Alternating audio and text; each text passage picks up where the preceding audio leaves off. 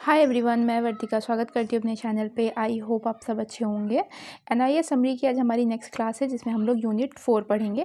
इससे पहले हमने बाकी की यूनिट कवर कर ली है 508 कोर्स की, तो अगर आपने वो नहीं देखा है तो वो देख लीजिएगा। इसकी प्लेलिस्ट बनी हुई है और इससे पहले मैंने 501, 2, 6 एंड 7 4 कोर्सेज पूरे कंप्लीट करा दिए हैं।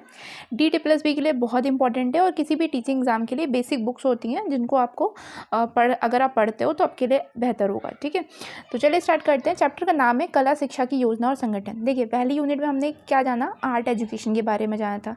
सेकंड में हमने आर्ट एजुकेशन के जो दो क्षेत्र थे, एक विजुअल आर्ट था और दूसरा परफॉर्मिंग आर्ट था। तो सेकंड में हमने विजुअल आर्ट के बारे में जाना था, थर्ड में हमने परफॉर्मिंग आर्ट के बारे में जाना था। अब हम जानेंगे कि जो आर्ट एजुकेशन है इसको कैसे प्लान किया जाए, कैसे ऑर्गेनाइज किया जाए। तो ये एकदम अंडरस्टैंडिंग बेस है, लेकिन जो इम्पोर्टेंट लगा वो मैंने इस चैप्टर से निकाला है। काफ़ी छोटा सा चैप्टर है, तो चलिए स्टार्ट करते हैं।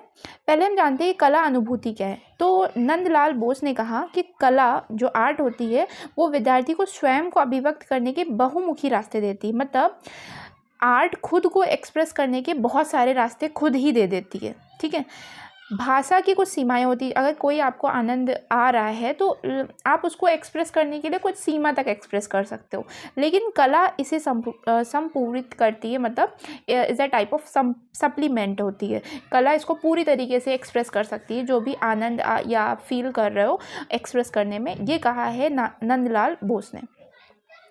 अच्छा, ये इनकी थोड़ी सी लाइन, ये बड़ा था स्टेटमेंट, लेकिन मैंने उसको शॉर्टकट में जो मेन उसका मतलब था वो निकाल के लिख दिया है। अब आती है एक लाइन की आर्ट एक्सपीरियंस। देखिए, आर्ट अनुभूति, कला अनुभूति को ही कला अनुभूति को आर्ट एक्सपीरियंस कहते हैं। तो art experience is a process whose fundamental element is no longer the material and mechanical work of art but rather than the stage of experience। मतलब ये कला की जो अनुभूति एक प्रक्रिया है जिसका जो मौलिक तत्व है वो कला कार्य की जो सामग्री होती है उतना तो लंबा नहीं है। मतलब जितना उसका मटेरियल यूज़ होते हैं उतना अधिक तो लंबा नहीं है, लेकिन ये जो अनुभव के स्तर होते हैं, स्टेजेस ऑफ एक्सपीरियंस है, उससे बड़ा है, उससे लंबा है। ठीक है, तो कहने का मतलब है कि art experience is longer than stage of experience. इतना याद रख सकते हो। अब यहाँ पे आता है कि इसमें कला अनुभूति में होता क्या है। चैप्टर का नाम है कला अनुभूति या टॉपिक का नाम है कला अनुभूति, तो इसमें हम ये देखते हैं कि कला अनुभूति में क्या रंग प्रयोग किया जाए। मतलब अगर कोई आप आर्ट कर रहे हो तो क्या रंग प्रयोग किया जाए, किस चीज़ का आकार हो, कैसे उसको परफॉर्म किया जाए, कौन सी रेखा बनाई जाए, क्या नहीं बनाई जाए, ये सारी चीज़ें इसमें आती हैं। ठीक है, तो कला अनुभूति बहुआयामी अधिगम उपलब्ध कराती है, मल्टी डायमेंशनल लर्निंग को उपलब्ध कराती है। ठीक, ये कला अनुभूति के माध्यम से बच्चा अमूर्त विचारों का दृश्य अभिव्यक्ति सृजित कर सकता है। यानी कि जो आर्ट एक्सपीरियंस है उसके माध्यम से अगर कोई स्टूडेंट है तो या चाइल्ड है, वो अपने एब्स्ट्रैक्ट जो विचार हैं उनको एक दृश्य रूप दे सकता है, उसके माध्यम से एक्सप्रेस कर सकता है। अब कला अनुभूति के क्षेत्र को शामिल करना चाहिए, यानी कि आर्ट एक्सपीरियंस में कौन कौन से एरियाज़ को शामिल किया जाना चाहिए।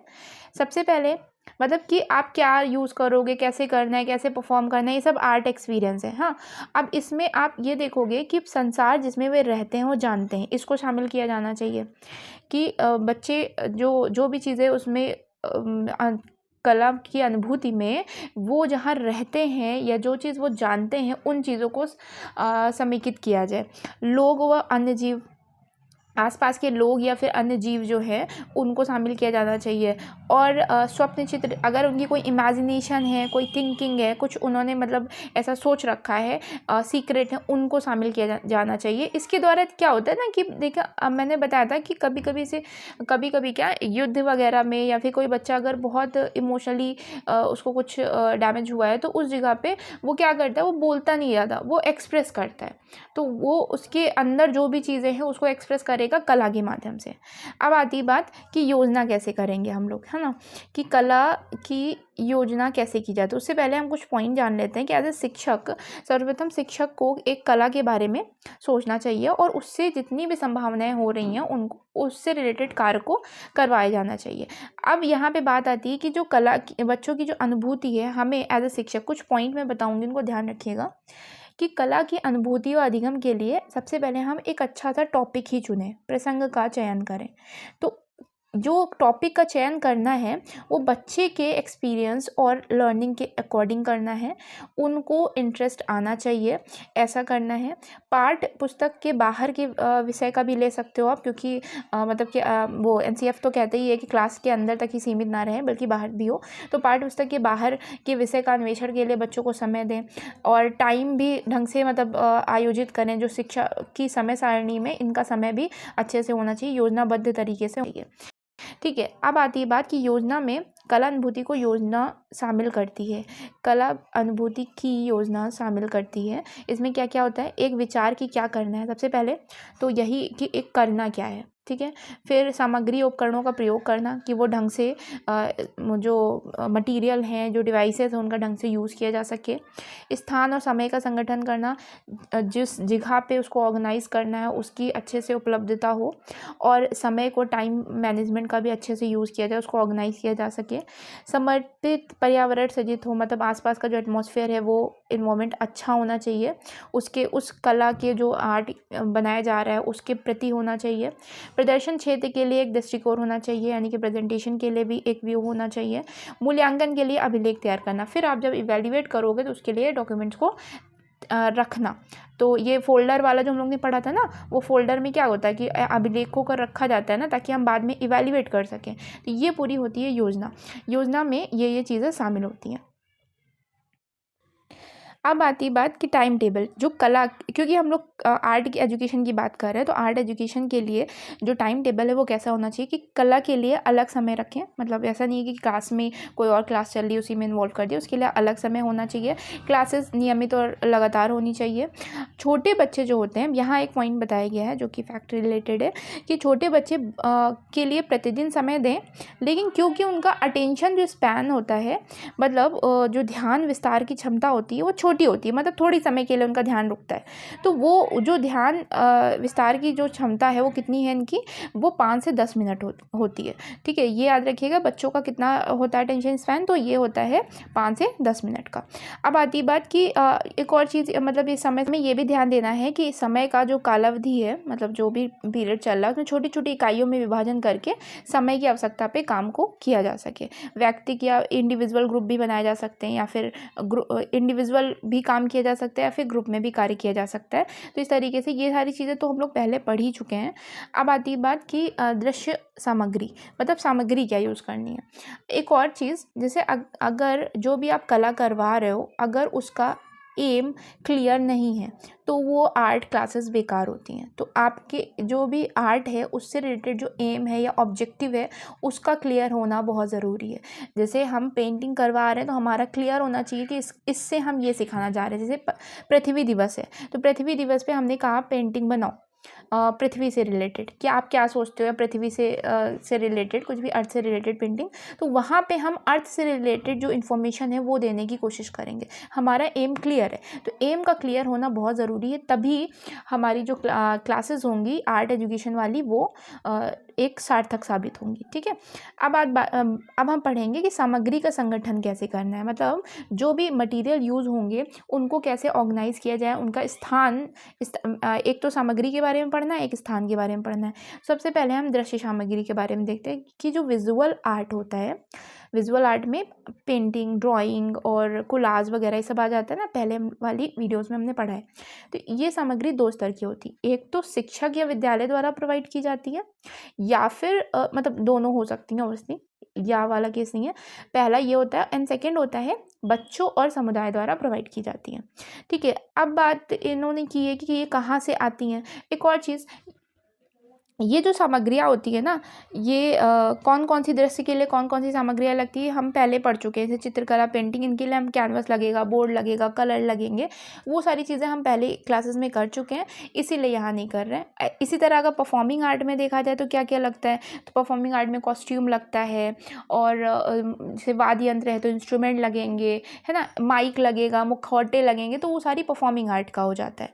अब यहाँ पे हम बात कर रहे थे कि ये सामग्रियाँ मिलती कहाँ से हैं, मतलब ये तो 2 जगह से प्रोवाइड हो गई। तो शिक्षक जो होता है उसका काम होता है मटेरियल को ऑर्गेनाइज़ करना, तो वो तो बच्चों से लेगा या अभिभावक से लेगा, मतलब बच्चों से ले सकता है, अभिभावक से, संग्रहालय या गैलरियाँ, यानी कि जो म्यूज़ियम वगैरह हैं या गैलरीज़ जो होती हैं आपके एरिया में, वहाँ जो नेशनल म्यूज़ियम है, नेशनल गैलरी है, वहाँ से टीचर को संपर्क करना चाहिए ताकि वहाँ से कुछ सामग्री उपलब्ध कराई जा सके।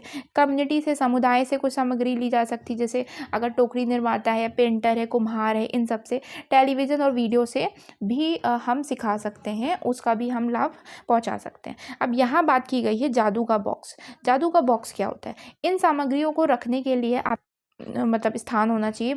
एक और चीज़ मैंने यहाँ मिस कर दिया, हम बात कर रहे थे कि सामग्री कहाँ से आएगी, तो सामग्री आ गई। अब हम स्थान भी तो देखेंगे जहाँ करवाना है, तो वो मैंने लिखा नहीं क्योंकि वो हमको पता है ना कि उसके लिए एक प्रॉपर स्थान होता है। जैसे अगर हम क्लास में आर्ट करवा रहे हैं तो उस जगह पे हम उस स्थान की साफ़ सफाई करेंगे, उनको कोई दिक्कत ना हो, बैठने में कंफर्टेबल हो। अगर परफॉर्मिंग आर्ट चल रही है तो हम क्या करेंगे, फर्नीचर या चेयर को वहाँ से हटा देंगे, पूरा एक खाली स्थान कर लेंगे। अगर सेपरेट रूम मिलता है तो ठीक है, अगर नहीं मिलता है तो हम कमरे को, जैसे कि हम लोग देखते हैं ना, हम लोग ने भी किया होगा अपने स्कूल टाइम में, कि हम लोगों का डांस करना है क्लास में तो हम लोग क्या करते थे कि चेयर और टेबल को एक साइड में लगा दिए जाते हैं ताकि स्पेस मिल जाए परफॉर्म करने के लिए। या ड्रामा या कुछ हो रहा है, वहाँ पे स्टोरी टेलिंग वाला प्रोसेस हो रहा है, तो वहाँ पे हम जगह बना लेते हैं। तो स्थान वाला आई होप आपको क्लियर हुआ होगा कि क्या क्या सुविधा दी जाती है।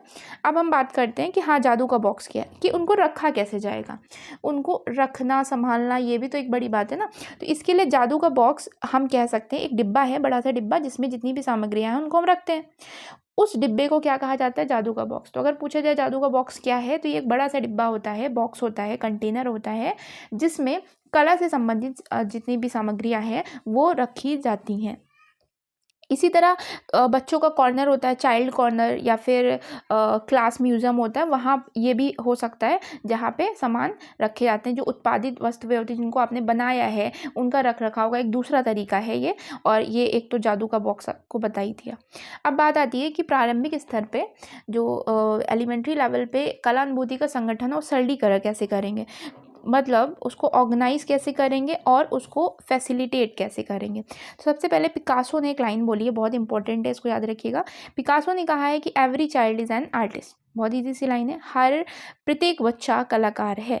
ठीक है, उसके अंदर एक कलाकार छुपा होता है और उसे ढूंढने की ज़रूरत है। और हमें एज ए टीचर ये देखना है कि अगर एक बच्चे में आर्टिस्ट का विकास हो गया तो उसे हमें कलाकार रहने देना है, उसे रोकना नहीं है, उसको कहीं पे भी मतलब बाउंड नहीं करना होता है। ठीक है, अब बात आती है कि यहाँ पे एक लाइन और है कि एक कला कार्य जो होता है, एक आर्ट वर्क जो होता है, वो मूल प्रायः उसका जो मूल होता है, उसकी जो वैल्यू होती है, वो 1000 शब्दों से जितना होता है। मतलब जो 1000 शब्द लिख करके जितना एक्सप्रेस करते हैं उतना एक पेंटिंग या फिर एक आर्ट वर्क कर सकता है। तो ये कही जा रही है यहाँ पे बात। अब बात आती है कि फैसिलिटेशन क्या होता है। फैसिलिटेशन का मतलब होता है कि किसी गतिविधि की व्याख्या करने, कोई भी एक्टिविटी हो रही है उसको एक्सप्लेन करने, या दूसरे के लिए कार्य को आसान बना देना, इसी को कहते हैं फैसिलिटेशन। तो अब यहाँ पे बात आती है, सिर्फ फैसिलिटेटर क्या होता है? जो काम को आसान कर दे, वो व्यक्ति होता है।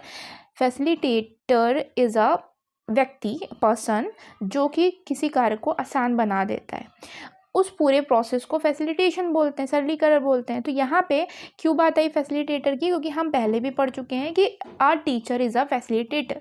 तो टीचर के अंदर ये गुण होना चाहिए कि वो बच्चों की हेल्प कर सके। यह स्व अभिव्यक्ति के लिए विश्वास प्रदान करता है, खुद को एक्सप्रेस करने के लिए विश्वास प्रदान करता है।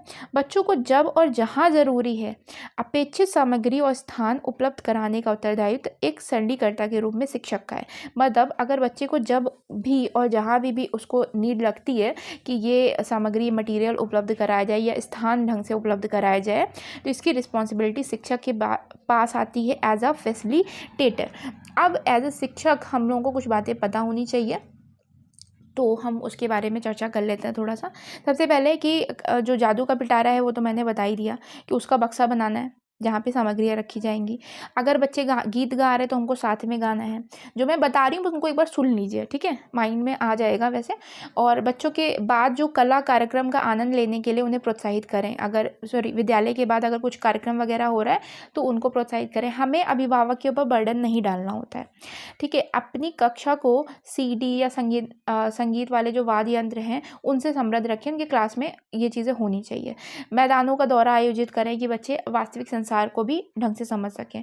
उचित स्थान में गतिविधि कराएं। तो ये सारी चीज़ें एकदम बेसिक से हैं। बच्चों द्वारा पूछे जा सकने वाले जो प्रश्न हैं उनके जवाब देने के लिए आप पर्याप्त अध्ययन करके रखे हों उस टॉपिक को लेकर के। वीडियो क्लिप के अध्ययन के लिए कंप्यूटर प्रोजेक्ट को संगठन करें। कक्षा में प्रयोग करने से पहले वीडियो क्लिप को छांट लें, कि पहले देख लें कि हाँ सही है या नहीं है। तो ये इस टाइप में कुछ चीज़ें हैं जो कि एकदम जनरल था। ये मुझे बताने की इतनी ज़रूरत भी नहीं थी, लेकिन मुझे ऐसा लगा कि क्योंकि उन्होंने अलग से एक पॉइंट दे रखा था कि शिक्षक को क्या क्या करना चाहिए, तो मैंने एक्सप्लेन कर दिया। वीडियो अच्छी लगी हो तो लाइक एंड कमेंट कर दीजिएगा एंड शेयर कर दीजिएगा। Thank you.